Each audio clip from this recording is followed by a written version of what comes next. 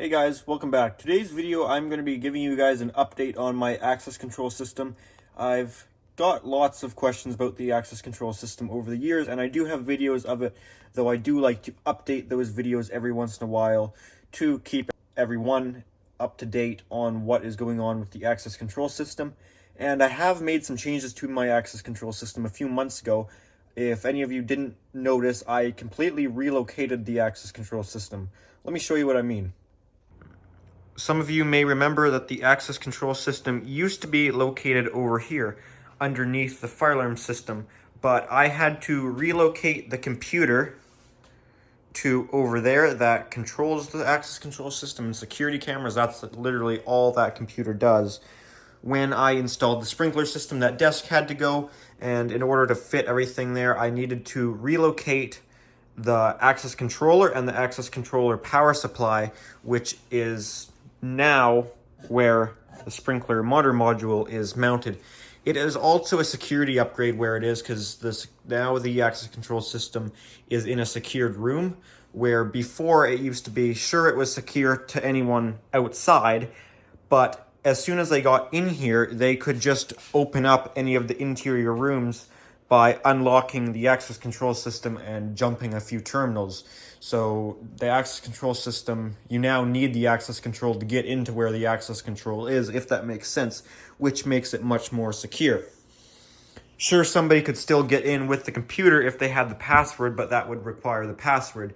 So basically, you would have to get through two doors to be able to get into the access control, whereas before, if you were somehow able to get in this door, you would have full access to anything else via the access control system, whereas now it is inside this room here, making it much more secure.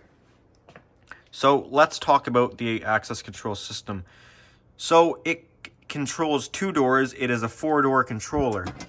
The brand of this is the whatever, blah, blah, blah. How do you pronounce it? I don't know.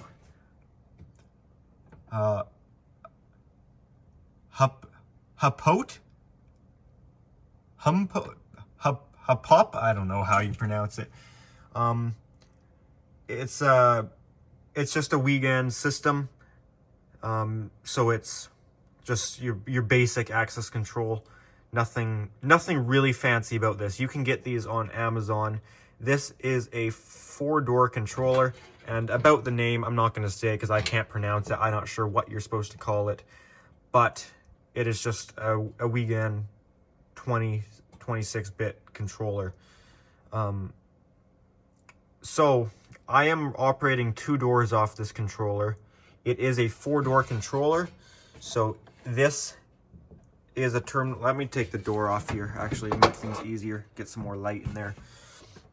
So each of these 5 terminal blocks are what would go to a reader.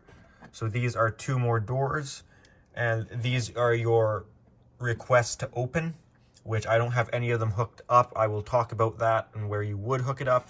So this is one of my doors here, and this is another one of my doors there. And then up here are the relays that actually open the doors. So the reason we got one jumped over is that that's just the power, the constant power. And the negatives all go back to the same negative that feeds this. And then there is our door open power, which jumps over one to the other. And then those small Cat5e cables right there and there are what actually are controlled by the relay, because the reds are always on, and these are just turned on when the door is granted access to open. This is the Cat5 cable that goes back to the switch, so that runs all through the ceiling and goes to access control on the switch. So I terminated that on either end. So that is where that terminates to the switch there. And then the other white one and the blue one are going to a door. Each Cat5e cable goes to its own door. You can see this blue one up here is the one that does the door in here. It runs down and makes its way to this reader and the electronic strike. 2 wires to the reader or sorry, 2 readers to the strike, 5 wires to the reader, which Cat 5 cable has 8 wires, so you are left with 1 spare wire after you use up the 2 for the strike and 2 for the reader. If you're going a long distance, you probably don't want to use Cat 5 for the strike, for the voltage drop, because it's only 24 gauge, but for the reader, it can go quite a ways. So the blue Cat 5e is doing this reader, and the white one, you can see, runs down this conduit right here, down to this box, where it is doing the outside reader and this strike. This strike is no longer active, but if I took it out, there'd be a big hole in the door. That's before I had panic hardware, and this one is now doing the panic hardware here. These terminals here, these 2 ones, and this one, are if you had the system hooked up to a request to exit button. Those systems they kind of scare me. There's a few ways you can have access control done. You can do it with magnetic locks where they require power to open, which is scary. I don't see those often here, which makes me happy because they're sketchy. If you require power to open that door, that's the sketchy way of doing it. If you require power to keep the door closed, that's better, but then you open up security issues. The way I have this done is the best way in my opinion, where it doesn't compromise security and it doesn't compromise safety for exiting. Let me explain that. Both of these doors look different, as this one has panic hardware, this one just has normal hardware, but they both operate the same way, where they do require power to unlock, which makes it, sorry, I'm stepping on this thing. They do require power to unlock. Right now, there's no power on it, so it's locked. So this gives you the best of both worlds. Let me talk about what those both worlds are.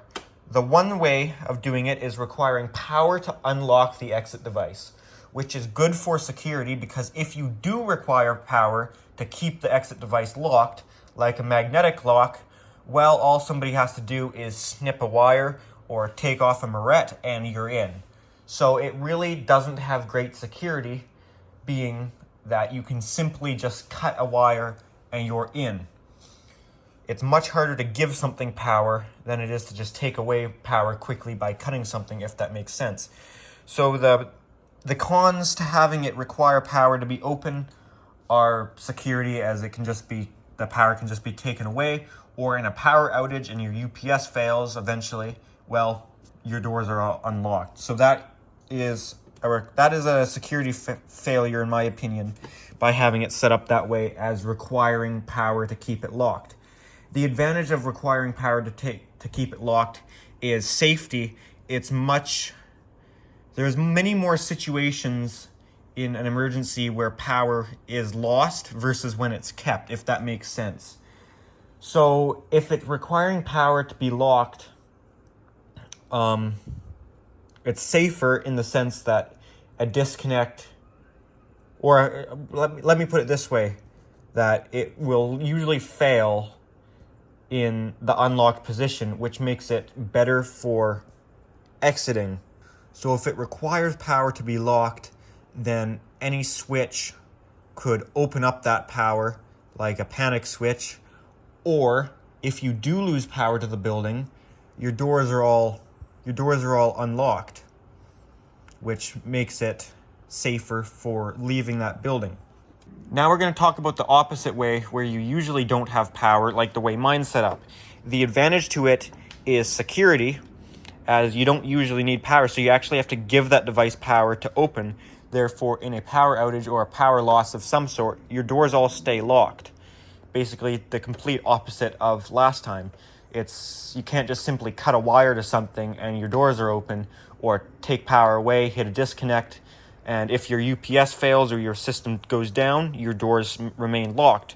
The downside to that is for egress or exiting a building, that if the power goes out and you don't have any power to anything, all your doors stay locked. Basically the complete opposite. This sounds complicated, but it's really not. That's the way mine is, where if you lose power or wires are cut, there's no unlocking the devices. They're remaining locked. However, like I said, I have the best of both worlds, because this panic hardware doesn't care if it's locked or not. You push in the panic hardware, you're bypassing it. That is the way that all of our schools are set up, and pretty well anything I've seen here other than hospitals, because it is the superior best way to do it, in my opinion, where you still have the security advantage of not requiring power all the time. If you lose power, everything's not unlocking. So from the outside, this is the safest way of doing it, where you only require power to open it. So your fail-safe is the locked position, which is the better way to have it. However, from the inside, should anyone need to exit, it's the device. It's a mechanical device doing the unlocking procedure versus electronic equipment. Mechanical is always going to be safer than electronic and relying on electricity. So in my opinion, that's the better way to do it. I know I've said this over and over again, but you require power to open it. So from the outside, it's the safer way, but you can always exit power or not. So you're getting better security as you don't require power. Normally, if you lose power, the situation doesn't change, if that makes sense. Your doors still stay locked, but you can always exit. Okay, wow, I talked for a while there, but I hope that clears things up. That is the better way to do it, in my opinion. And that's the same for this door here. If I take this lock out of here, your access control is always locked, but you're not relying on that access control to exit. You always have a mechanical lock to exit, which is how I like it. That's how I like it to be done, where you don't rely on the access control to let you out. Relying on a piece of electronic equipment to let you out of a building seems really sketchy, in my opinion, and that's why I don't like magnetic locks. Magnetic locks are fine if they're set up to be that they require power to be locked. Then they're a little less sketchy. But you still need to push a button, and I like just being able to use a door like you usually would and not needing a button. But if you are to do magnetic locks, they're way less sketchy if they require power to be locked versus the other way. Same with a drop pin lock, where it holds a pin up or drops it through. It's way less sketchy if it's configured in the way that it needs power to be locked. However, then you have a security issue. As soon as power's cut, all your doors are open. So I'm saying the same thing over again. This is the way to have it.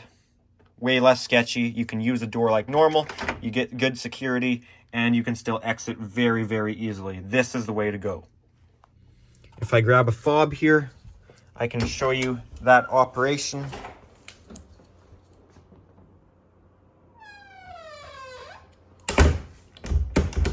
Door is locked. Can't get in. Scan the fob. There, you heard it lock again.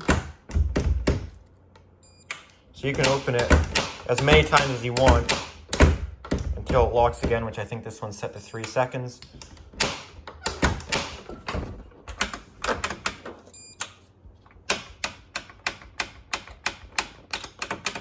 There, locked again. But even when it's locked, you can always exit. So let me show you this door. This is our one that actually operates this one. Locked. Scan the fob, open. This one's set to a shorter delay. You only have 2 seconds to open the door.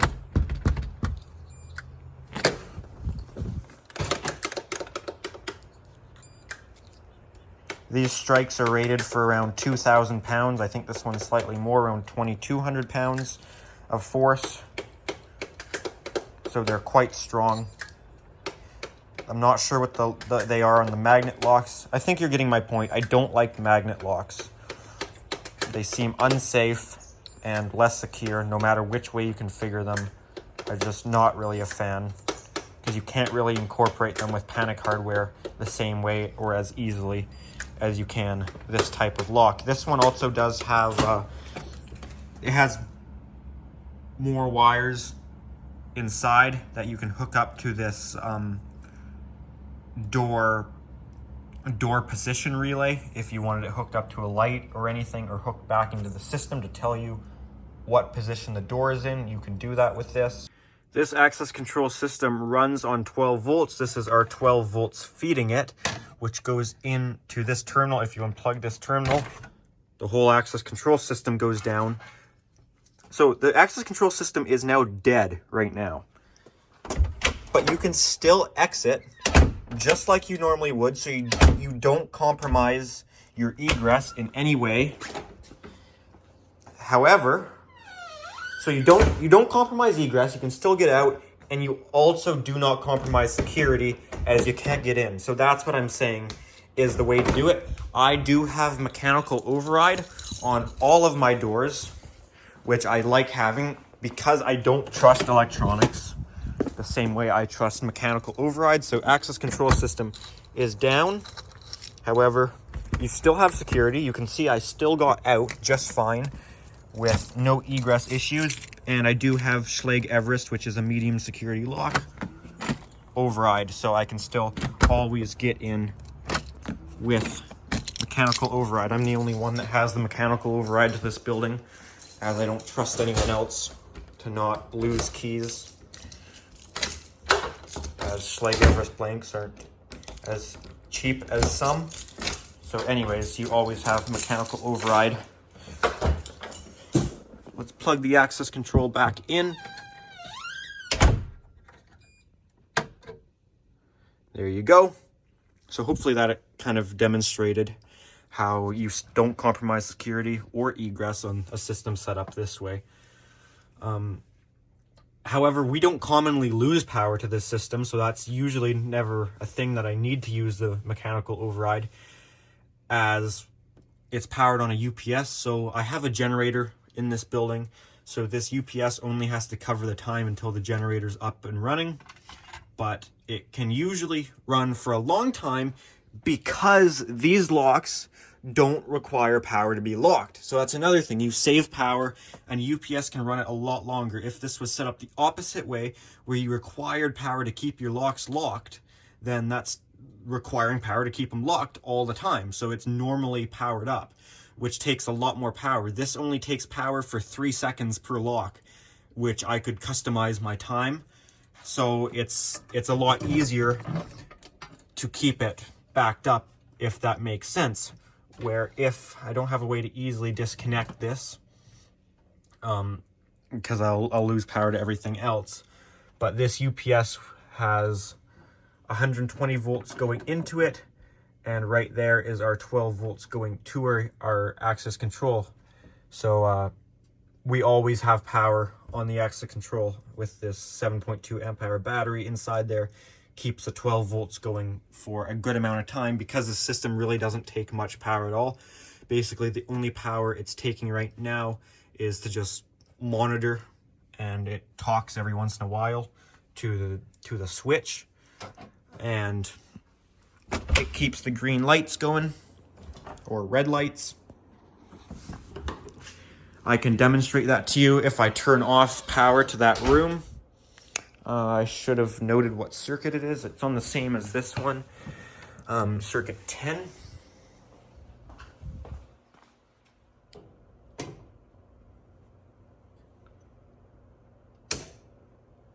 Not that one.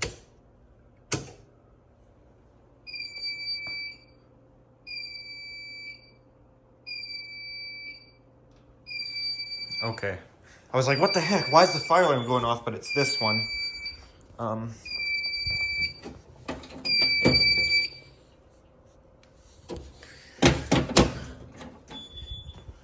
So right now, as you see, our security system is down. Access control has no power right now, but we still have the UPS. So these locks are not taking any power right now. They take power from 1, 2, 3, locked. So that was it only took power for those 3 seconds. Let me get a light on in here so you guys can see.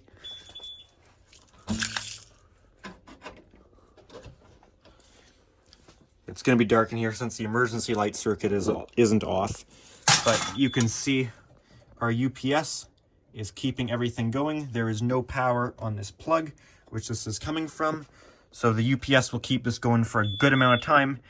If I was to go onto the computer over there and set both doors to open, it would wear down the UPS quicker because it's going to be keeping power on both of those electronic locks, if that makes sense. So anyways, I just wanted to show you that even in power failure, our access control is still kept online. Same with this door. In power failure, UPS keeps the access control going. And I mean, of course, eventually, even just keeping the minimum going, it will run out of power eventually. And in that case, we have electronic override, and we can still egress like normal, and we don't compromise security. I've said this 1,000 times at this point, but I really want to make it clear. Drop that. So I think that clears up everything with how I've got that set up with the UPS. So these requests to exit terminals will activate if you short them out. I used to have these hooked up through a relay on the fire alarm, where if the fire alarm went off, it activated open the doors. Again, not for egress, since you can always egress regularly, like not requiring the access control. It was more for easy entry. However, it opened up a security issue because somebody could just activate the fire alarms in another building and gain access. I'm not sure which door is which. That one doesn't seem to be doing anything. Neither is that one or that one. Oh, sorry. I'm on the wrong one here. I'm supposed to be on these.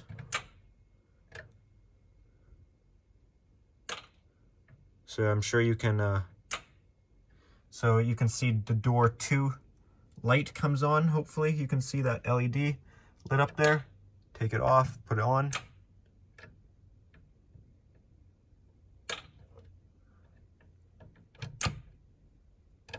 So you can hear the relay click if I short that out, and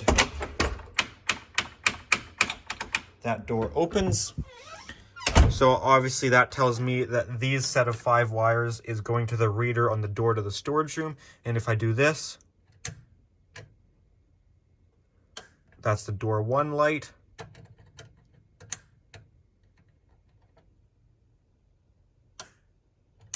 I don't know if you can hear in the background that the front door unlocking, but it does. And then say these ones aren't hooked up, but this should open door 3. Door 3 light will come on.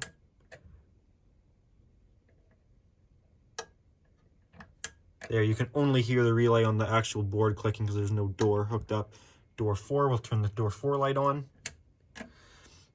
So these aren't hooked up to open any doors, but it could be. If you're going to buy one of these, I got to say, just get the 4-door. For the price difference, you can get a 1-door or a 2-door. I think there's a 1-door and a 2-door. I bought a 2-door controller. Or no, I bought a single-door controller at first. And just don't even bother with the single unless you know you're only ever going to have 1 door, then get the 1-door. But I don't know. It's just the price difference is so small. It's like $100 versus like $130 for the 4-door controller, I think. If you buy the whole panel, the price is differently. I bought the whole control panel with the 1-door controller at first. And then I wanted to add the second storage room, so I could have just bought a 2-door controller. But for the price difference, I just thought, well, if I ever do anything in the future, it's like such a small difference for the 4-door controller, so I just bought it. This is the power supply it comes with. However, that's not hooked up, as you guys know, because I'm using the UPS as the power supply source for this access control system. I think that's about everything there is to show at this. I should talk about the readers. I am using 13.56 megahertz readers, which there's that or the 125 1000 hertz ones, K-hertz, not megahertz. So it's 1000 hertz, not megahertz. So it's a much higher frequency, the ones I'm using. Both of them are non-encrypted, so they're both clonable. There's slightly higher security with these. I don't even know if you could really say that, but that is only because the readers are more expensive, or the duplicators are more expensive, so they're less easy to come by. But that's about it. The cool thing with these is I am able to use the fobs that my school district uses. My school district uses these Salto fobs. I have one to gain access into the schools. Mind you, they've messed up my access, so I don't right now, actually. My school district fob, this isn't my school district one, this is just another one I have.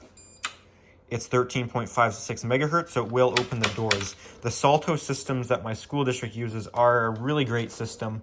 I'm not going to talk about how they work, but they have wireless locks that communicate to a gateway, and they use data over card, so you could scan the card on a wired lock, and it will put a little bit of data into the fob, and then when you scan it on a wireless lock, it will pass that data along to the wireless lock, and it's just a really good ecosystem where they all...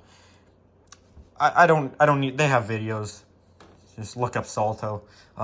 They could explain it better than I can. It's just a good setup how they communicate to wireless locks, even if the building only has one. There also is options to have like almost like an access point that talks to all the wireless locks, which is good if you've got a whole bunch of them. But if there's just one or two, then the data over card transition system works fine, where you scan on a wired one, passes it along, blah, blah, blah, back and forth. Anyways, they're an encrypted system, but they're 13.56 megahertz, so they'll still work on my non-encrypted system. It just doesn't use any encryption as long as the frequency is right, as you can see. The Salto fobs work, so I thought that was pretty cool. These are the fobs that I use, which I'm sure you've seen, the 13.56 megahertz ones. However, I also have cards, which these are 13.56 megahertz cards. And these also operate the system. So that's about all there is to talk about with this, I would say. Not a whole lot else to share here. I do like this location of the access control as it's much more secure. So you would obviously have to get into this room to mess with the access control, which at this point, once you're in the room of the access control, there's no other rooms to get in. So even if you could get a hold of it, you can't really do anything since you're already in here. The only other thing there is that I could talk about is the computer side of it, though there's a whole lot of stuff I can't show because I give away card information, so then somebody could just write up a card because the power is out. This is going to take a while to start. So these access control systems I have here, I really like this system. It works well for me. It's not the most high secure as it's not encrypted. So somebody could get a hold of your fob and clone it. But for the most part, it's worked flawlessly for the last couple of years I've had it. I've never had an issue with it. It's been reliable. It reads and scans fast. And it's, I've had zero problems with it. I've changed readers a few times. These are the ones I have right now, because originally I was running 125,000 hertz fobs, but the 13.56 megahertz ones, I like them because there's more options I can use with the fobs my school district uses. So I can show you the program. So this is the access control program here. This thing with the two little keys on a ring. Okay, this is where I put in the username and password.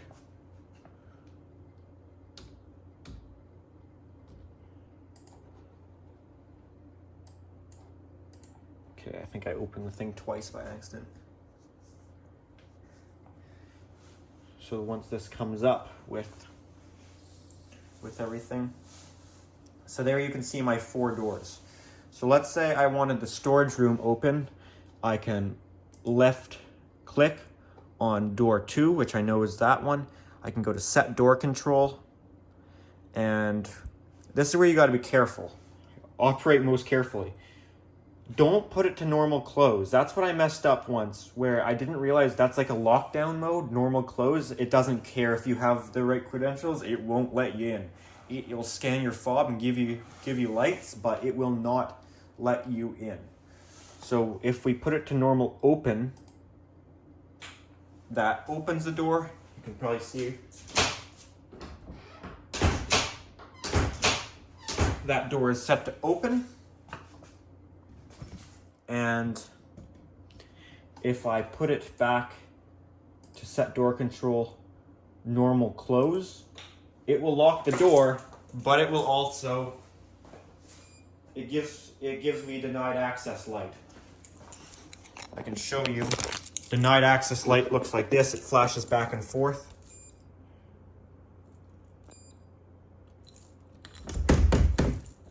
Doesn't care who I am, I'm denied access. You can talk very nicely to it. Say please, it doesn't care. So that's where I never use that. That could be used as like a lockdown, I guess, setting, but put it back to online. It's not gonna click because it was already locked. So it's still locked, but I'm granted access now. So I could hit control, select both doors, set door control, normal open. So there you could probably hear both doors click. So that let this one unlocked, as well as this one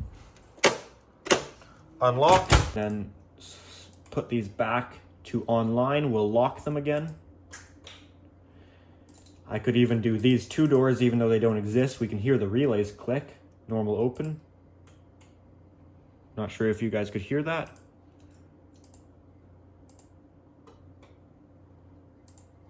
We could select all the doors, set door control, normal open.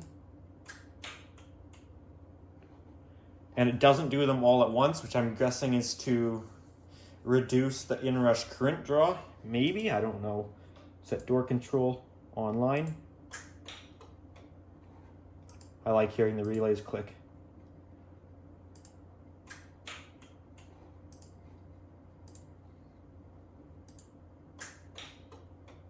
Okay, anyways, so that is in operation. You can do this. I can also go to monitor. I can select which doors I want to monitor. I can stop monitoring those ones. But let's say I want this door and this door. Monitor. If I swipe my entry on this one,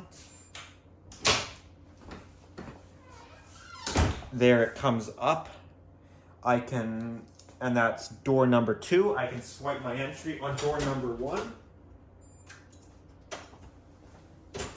So there it gives my information, who I am, what I'm doing, blah, blah, blah. I'll have to blur out like the card number. So I'm going to go into this one. And I'm going to grab a card that is denied access. Okay, here's a brand new card. Here's a brand new card, 13.56 megahertz. So it will scan and it'll come up as red. Denied access, or yellow, sorry. Denied access. So there you have denied access, no privilege. Comes up with the time, the date. I can do that on the front door too. Denied access. Or I can swipe my card. Status swipe. There's that denied one. There's my access. As far as enrolling the fobs on the system, it's not my thing. I'm not good at it. I struggle with that and usually get help when it comes to doing that bit because I'm not good with this stuff. I know how to operate the system from the computer because I often will set the doors to open if I've got people coming in and out or I'm trying to come in and out. So that's about all I use. I don't really use this. I think you could probably, can you select that card? And I'm not sure how you can do it, but you can just, if there was a denied access card, you can click on it and change the privilege and the number, the name, blah, blah, blah. I apologize for my lack of knowledge of the computer side of things. However, that's about all I do know and all I have to share for this video. So if you guys did enjoy this video, make sure you give it a thumbs up. If you have any comments or questions about the access control system or anything else, I'll try and answer it. My knowledge is somewhat limited on the access control system. I know it lets me in and open doors, and I do know how to use it, but that's about it. So guys, that's going to do it. I hope you guys enjoyed, and also make sure to check out my Instagram account if you guys are interested. That is at Pickle700. I show behind the scenes stuff, bonus things, stuff you wouldn't see at all, stuff you see earlier, that sort of stuff. So if you're interested, check that out. Thanks for watching.